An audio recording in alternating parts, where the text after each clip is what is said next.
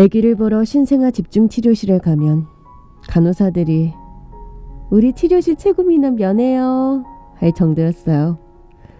어머님, 아기가 이렇게 콧날이 우뚝하고 눈이 큰 애는 저희도 처음 봐요. 너무 사랑스럽네요. 간호사들의 칭찬을 들었습니다. 그렇게 한 달을 지내고서야 우리 아들은 엄마 품에 안겼습니다. 조산아였지만 유난히도 잘생기고 건강하며 온순한 아이였기에 100일이 지나도 1년이 지나도 제 아들이 장애가 있는 줄 몰랐습니다.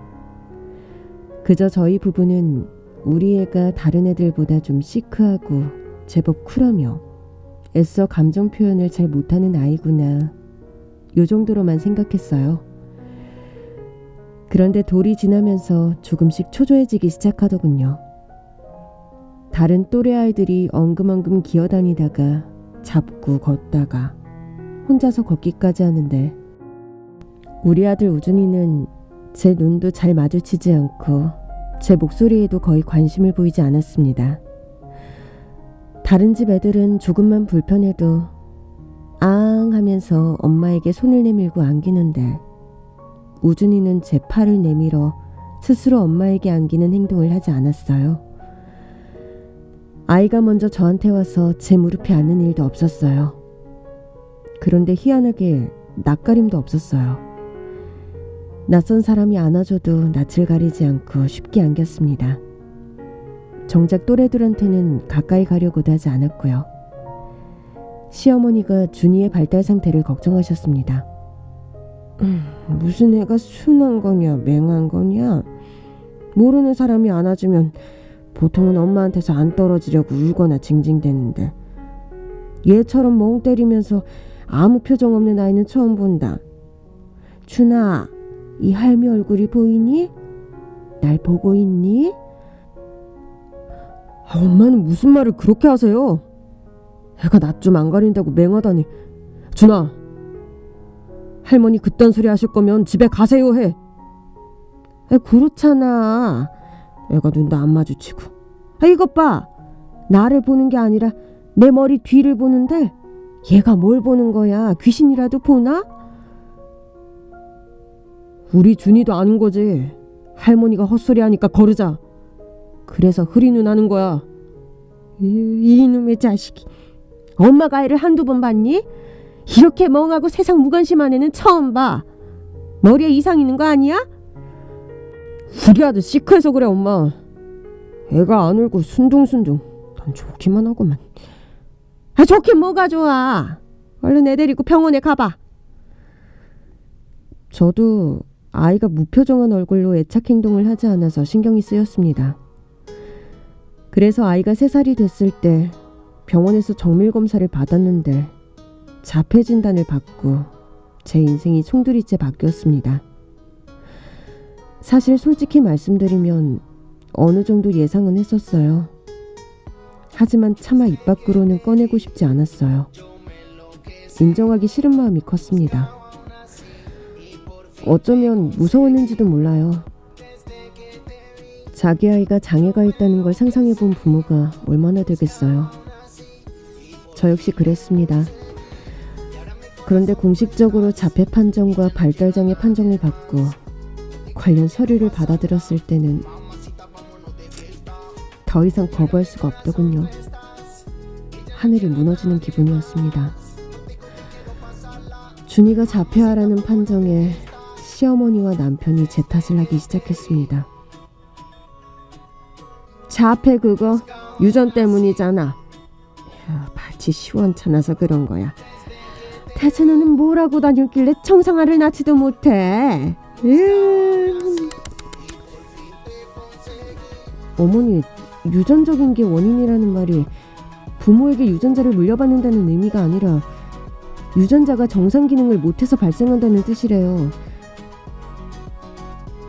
그러니까 부모 유전자 때문에 그런 게 아니라고요. 뭔 소리야. 그 말이 그 말이지. 우리 집안 핏줄에 저런 불량품은 없었어. 그러니까 원인이 애미한테 있는 게야. 이래서 결혼 전에 건강진단서 떼우라고 해야 한다니까. 집안에 무슨 유전병이 있는 줄 알고 우리가 속았네, 속았어. 어머니, 근거 없는 말씀하지 마세요. 저희 집안에 유전병 없고요. 손자한테 불량품이라뇨. 애 앞에서 그런 말 하지 마세요. 조금 늦는 것 뿐이에요. 불량품을 불량품이라고 하지? 내가 틀린 말 했니? 아이고, 속 시끄럽다. 애를 낳아도 치 닮아서 털 떨어진 애를 낳고 뭐 잘했다고 큰소리야, 큰소리는. 네, 우준이는 자폐아가 맞고요. 발달 장애아이기도 합니다.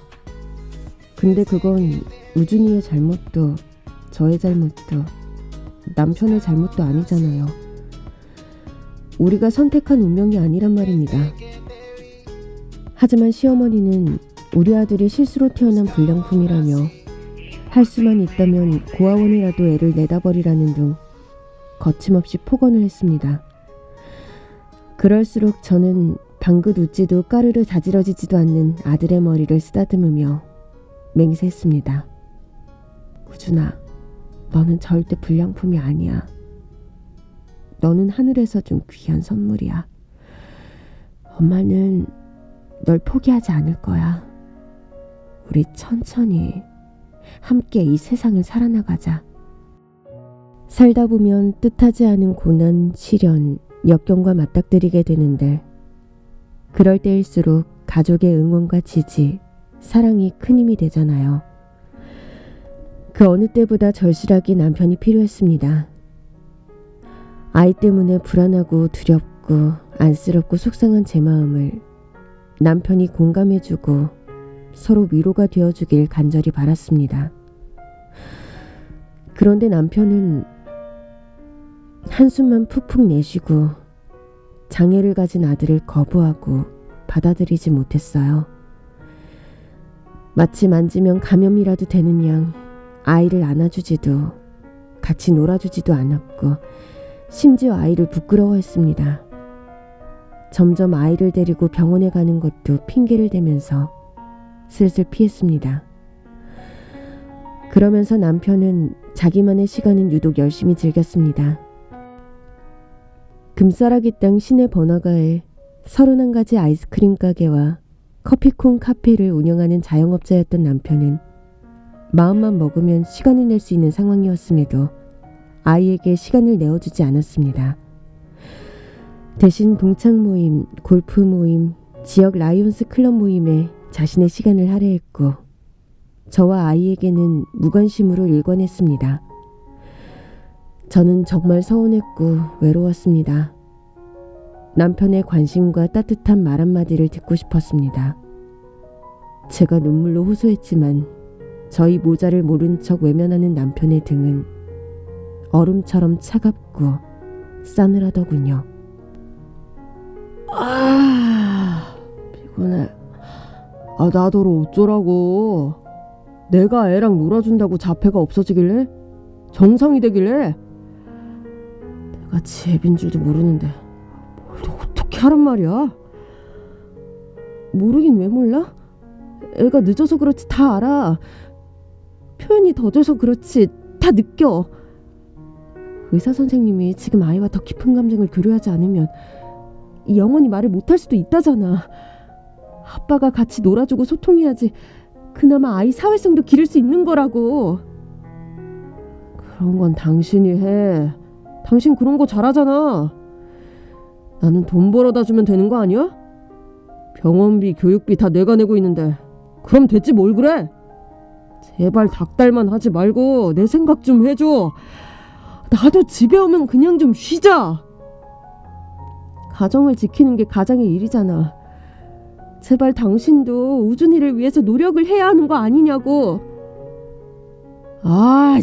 내가 이래서 집에 들어오기 싫다니까. 맨날 징징대는 마누라 너 같으면 좋겠냐? 남편은 저의 간청과 애원을 징징대는 거라며 일축했고 오히려 시어머니와 함께 아이를 쫓아내려고 하더군요.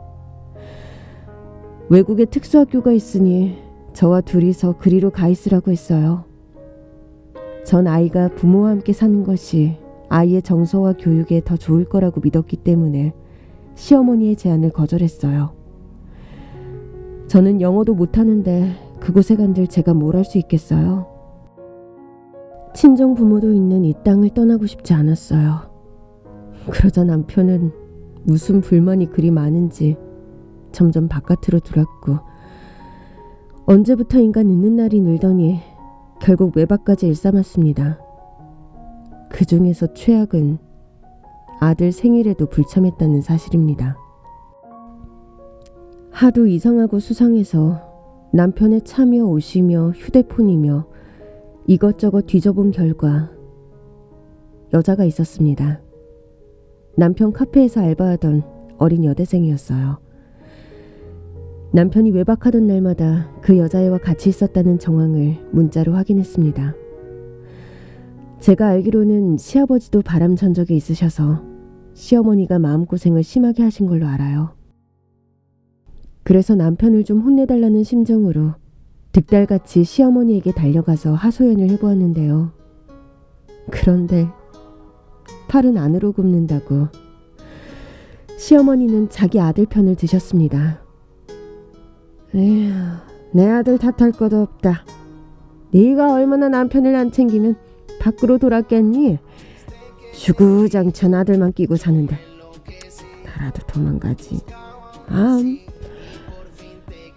시어머니의 반응을 보고 이 집에 내 편은 아무도 없구나 실감했고, 없던 정도 다 떨어졌습니다. 처음으로 이혼이란 단어를 떠올렸던 것 같아요. 사실 아들을 혼자 돌보고 양육하고 있어서 남편이란 존재가 유명무실한 상태였거든요. 그래도 선뜻 혼자 아이를 키울 생각이 안 생기더라고요. 그렇게 남편은 바람을 피우며 1년의 세월을 흘렀고 우준이는 5살이 되었습니다. 병원에서는 자폐 원인을 모른다고 했지만 저는 내심 시어머니가 한 말이 맞는 게 아닐까 하고 두려웠습니다. 내가 잘못 낳아서, 잘못 키워서, 내가 평소 강박적인 습관이 있어서 우준이가 자폐인 건 아닐까 하는 죄책감이 제 심장을 짓눌렀습니다. 그렇게 멘탈이 바사삭 부서져 갈 때 제 멘탈을 아예 완전히 갈아버리는 사건이 발생했어요. 어느 날 갑자기 시어머니가 조용히 저를 부르시더군요. 아들을 데리고 시댁에 갔더니 남편과 그 어린 여자가 함께 앉아 있었습니다. 여자애는 생각보다 앳돼 보였는데 많아봤자 22 정도로 보였습니다. 견눈질을 해서 보니 배가 불룩하니 산만하게 솟아올라와 있더군요. 누가 봐도 산딸이 얼마 남지 않은 임산부의 몸이었습니다. 저는 크게 놀라기는커녕 올 것이 왔구나 하는 담담한 마음이었습니다. 아니, 심장이 쿵쾅쿵쾅 거렸지만 어떻게든 정신을 차려야 한다는 생각에 담담한 척 연기를 했던 것 같아요. 시어머니는 무슨 남북 정상회담을 중재하는 중립국의 수장이라도 된 듯이 엄숙한 얼굴로 입을 뗐습니다. 어서 와라. 내 오늘 단판을 내려고 너를 불렀다. 네, 어머니, 말씀하세요. 저는 들을 준비가 됐습니다. 우준이 애미야, 너도 우리 민석이가 손이 귀한 집안의 3대 독자, 귀한 아들인 건 잘 알 테고 우리 집안의 대를 이을 아이가 얼마나 절실한지 누구보다 알 거다. 그치? 네, 알아요. 일전에도 말했지만 나는 불량품에게 우리 집안을 맡길 수가 없어요. 용납이 안 돼. 말 함부로 하지 마세요. 불량품 아닙니다. 넌 아니라고 해도 세상에 나가봐라. 저게 정상이라고 하겠니? 너한테서 둘째가 태어나는 것도 무섭다. 또 저런 괴물이 나올지 누가 알겠어? 시어머니는 갑자기 조선시대 사대부 집안의 안주인에게 빙의 된 것처럼 당당하게 칠거지악을 입에 담았습니다. 시대가 어느 땐데 아직도 칠거지하기라니. 어이가 없었지만 시어머니에게도 저를 내쫓을 명분이 딱히 없었기 때문이겠죠. 자고로 아들을 낳지 못하는 게 아내가 내쫓기는 이유가 된다고 했다. 비록 네가 아들은 낳았다만 어딜 봐서 저게 재구실을 하겠니? 나는 절대 안 된다고 판단했다. 그러니 섭섭하게 생각 말고 여기 도장 찍고 새 출발하렴. 시어머니가 내미는 이혼 서류를 받아들고 남편의 눈을 사정없이 노려보았습니다. 남편이 제 눈을 피하며 변명을 해댔습니다.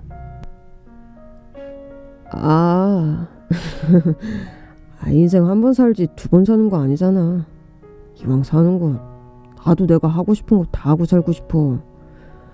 난 눈치 보면서 하기 싫은데 억지로 사는 거 별로야. 너는 어떨지 모르겠지만 나는 정신병 있는 아들한테 발목 잡혀 살고 싶지 않다.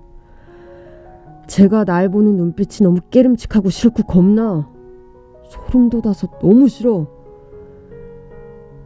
어떻게 자기 아들에게 정신병이니 소름이 돋는다는 그런 천벌받을 망언을 할 수가 있는지 제 이성과 상식, 윤리 도덕으로는 이해할 수가 없었습니다. 언젠가 네팔에 자폐아인 아들을 버려두고 아이 여권을 가지고 귀국했다던 쓰레기 같은 부모들의 이야기를 들은 적이 있는데 그런 짐승만도 못한 부자가 지금 제 눈앞에 앉아서 개소리를 나불대고 있었습니다. 인간이기를 포기한 사람들의 뉴스를 보고 듣기도 했지만 막상 내가 겪게 될 줄은 몰랐네요. 현타가 왔어요. 이런 쓰레기들과 말도 섞기 싫다는 생각이 들었고 바람이라는 것도 한 번이 어렵지 그 다음부터는 쉽다고 하잖아요. 나중에는 바람에 무감각해질 게 뻔하고요. 앞으로 살아가는 동안 우준이를 키우면서 얼마나 많은 일들이 있을 텐데 그 긴 시간들을 남편 바람기 때문에 속썩으면서 살 이유는 없다고 결단을 내렸습니다. 어머니가 원하시던 좋은 밭을 구하셨으니 앞으로 자식 농사 원하는 대로 많이 지으세요. 제가 봤을 땐 밭도 시도 속빈 강정의 빛 좋은 개살구 같지만 유유상종이라고 했으니 세 사람 찰떡같이 잘 어울리네요. 저도 사실 이런 집안 호적에 내 이름과 아들 이름을 올린다는 게 너무 수치스럽고 창피해요. 어머니 제안 수락할 테니까 제 요구도 들어주세요. 제가 이혼 도장 찍는 대신 우준이 양육비 그리고 위자료 아낌없이 주셔야 해요.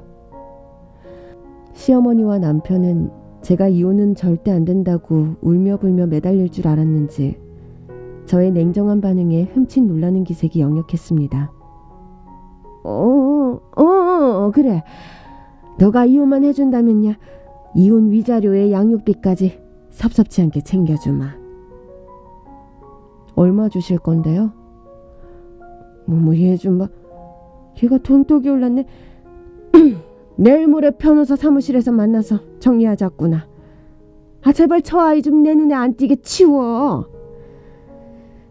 우준이는 반복 활동을 좋아해서 방문을 열었다 닫았다를 수차례 반복하고 있었어요. 마음 같아서는 저들이 건네는 돈 따위 한 푼도 안 받고 싶었지만 그건 저들한테 오히려 이익이라는 걸 알았기에 시어머니가 제안하는 모든 것을 받아내기로 마음먹었습니다. 발달장애와 바우처 지원금만으로는 우준이를 양육하는 데 턱없이 모자라기 때문입니다.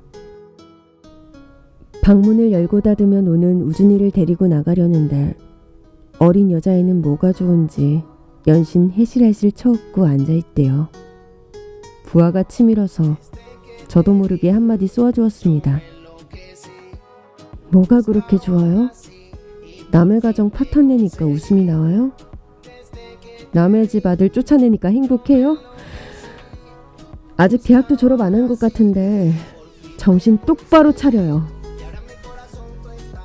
만삭의 여자애는 남편의 팔을 잡고 몸을 기울이면서 교태 어린 투정을 부렸습니다.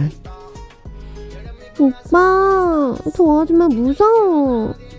저희는 더 무섭고. 오빠, 태교에 안 좋을 것 같아. 우리 아기 눈 감아, 얼른! 하면서 남편이 오른손으로 그 여자의 눈을 가려주었습니다. 쌍으로 꼴값을 떨더군요.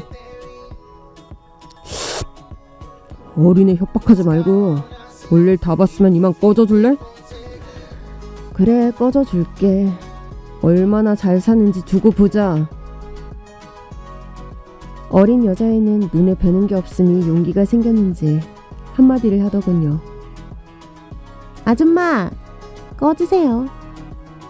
아, 저 아이는 남편과 똑같은 수준의 아이구나 싶었습니다. 저런 걸 천생연분이라고 하겠죠? 인성 쓰레기들의 결합. 그 쓰레기들 사이에서 태어날 아기가 어떻게 자랄지 눈에 선했습니다.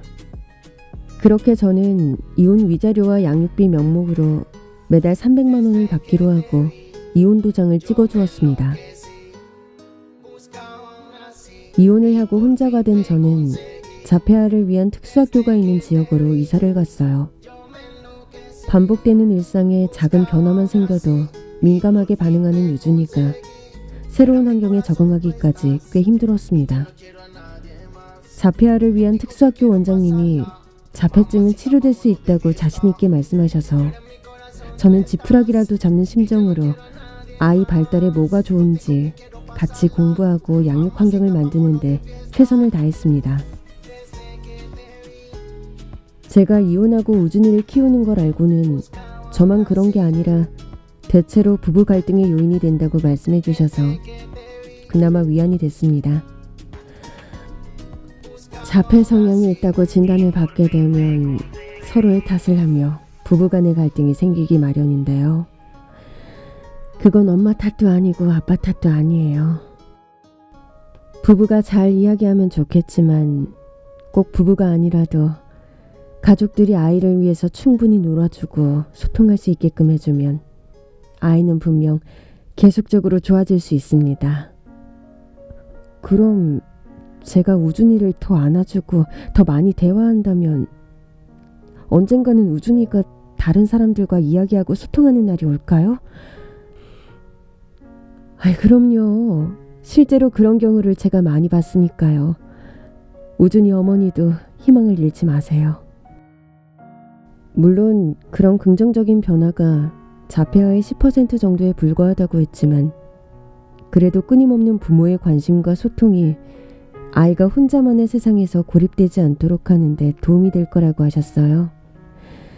저는 그 말에 힘을 얻었고 아이가 혼자만의 세계에 빠져 있으면 부지런히 이런저런 이야기를 걸어주고 소통하려고 애썼습니다. 우준아, 뭘 보고 있니? 나뭇잎 보고 있니? 5월의 햇살을 받아서 참 반짝반짝 빛난다. 그치? 라일락 꽃향기도 나는데 느껴지니? 우준아, 맘마 먹자, 맘마. 엄마가 우준이를 위해서 몸에 좋은 걸로 갈았죠. 여전히 아이는 제 눈을 맞추지 않았지만 저는 무너지지 않겠다고 다짐했습니다. 제가 준이에게 늘 해주던 말이 있습니다. 엄마가 널 절대 포기하지 않을 거야. 조금 느려도 괜찮아. 그러니까 엄마랑 평생 걷자. 우리 같이 걸어가자꾸나. 그나마 이혼하고 양육비를 보내주던 1, 2년은 오롯이 아이에게 집중할 수 있었어요. 그런데 한 달, 2달 양육비를 넣어주지 않더군요. 어쩜 이렇게 양아치 짓을 하는지 전화를 걸어 따져 물으려고 했는데 전화번호를 바꾸고 제 전화를 받지 않았습니다. 네가 이런 식으로 나온다고? 그럼 내가 찾아가 주지. 하면서 남편의 카페로 찾아갔어요. 갈 때마다 알바생들이 사장님은 자리에 안 계세요. 해외여행 가셨어요? 하더군요. 남편과 시어머니는 이 핑계 저 핑계 대면서 만나주지 않았습니다. 우준이를 두고 일을 할 형편이 못 돼서 저는 친정부모님께 사정을 말씀드리고 도움을 요청했습니다. 그때 마침 초등학교를 명퇴하신 친정아버지와 어머니가 이사를 오셔서 함께 살았습니다. 친정 부모님이 안 계셨다면 그 시간들을 어떻게 극복했을지 상상이 되지 않아요. 저희 부모님은 우준이의 좋은 친구가 되어 주었습니다. 우준이는 주변에 누가 있든 간에 눈도 쳐다보지 않는 아이였는데 가족들의 따뜻한 돌봄으로 점점 변하기 시작했습니다. 특수학교에도 입학한 우준이는 매주 4일 6시간씩 비슷한 증상이 있는 또래 아이 2-3명과 함께 놀이, 음악, 미술, 행동, 언어 수업을 받았습니다. 눈이 오면 눈썰매를 타고 놀고 불을 피워 군고구마도 먹고 강아지, 말, 닭 냄새도 맡고 만져도 보고 그러면서 1년 만에 우준이의 행동이 눈에 띄게 좋아졌습니다. 문제 행동은 줄고 언어, 인지, 신체 기능 모두 좋아졌어요. 우준이는 여전히 반복 활동을 좋아했고 공룡이나 자동차를 줄 세우면서 노는 걸 특히 좋아했어요. 놀이를 방해하면 우준이가 심하게 스트레스를 받아서 그냥 하고 싶은 대로 놔뒀습니다.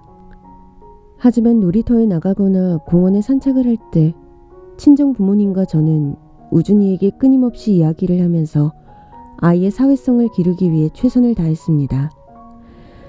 그렇게 우준이는 특수학교에서 3년 정도 치료를 받고 초등학교는 1년 유예해서 9살에 입학했습니다. 처음 입학하려고 알아본 초등학교 교장이 우준이를 보지도 않고 서류만 보고서 이러더군요. 저희 학교는 자폐성 장애인을 받을 수가 없습니다. 아이가 돌발 행동을 할 수 있어서 어렵겠네요. 아이가 치료를 해서 언어적으로 소통하는데 전혀 문제가 없습니다. 우리 애와 이야기를 해보시면 아실 거예요. 제발 일반 학교에 다닐 수 있도록 허가해 주세요.